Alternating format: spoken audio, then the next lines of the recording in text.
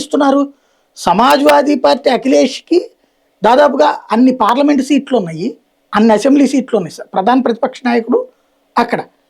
అతని వ్యాఖ్యలు ఉత్తరప్రదేశ్ వరకు రీచ్ అవుతున్నాయి, కానీ అభిజిత్ గుప్తా అనేటటువంటి వాడిది ప్రపంచం అంతా రీచ్ చేస్తున్నారు. ఎవరికి చేస్తుంది రీచ్?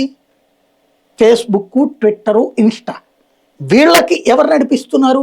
ఓపెన్గా చెప్పింది అమెరికా, మేమే చేస్తున్నాం డీప్ స్టేట్. మోడీని దఫా రానియమని చెప్తోంది.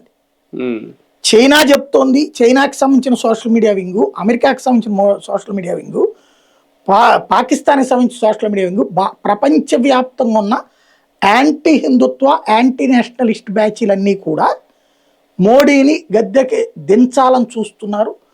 అందుకోసమని మన సోషల్ మీడియా ప్లాట్ఫారాలని ఆల్గారిథమ్స్ మార్చడం ద్వారా నెగిటివ్ కామెంట్స్ మాత్రం. ఇప్పుడు వాడు స్కూల్కి వెళ్ళాడు, స్కూల్కి వెళ్ళేసి స్కూల్ బాగాలేదన్నాడు.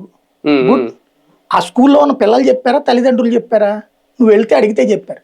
వాళ్ళకి బాగోపోతే వాళ్ళే గొడవ చేసేవాళ్ళుగా. ఓట్లు మరి వేసారు కదా, టీచర్ హెడ్ మాస్టర్ డిస్మిస్ చేసేయండి, లేకపోతే ఆమంత్రిని తీసేయండి. ఇంకోటి అక్కడ మళ్ళీ శివసేన ఎమ్మెల్యే ఉంటే గనక ముట్టుకోవట్ల, వీళ్ళ ఎమ్మెల్యే అయితే బీజేపీ అయితేనే మాట్లాడతారు. ఇవాళ రాజస్థాన్ లో కొట్టబోయారు, మమ్మల్ని కొట్టబోతున్నారు. అసలు నువ్వెవడు ఇన్స్పెక్షన్ చేయడానికి?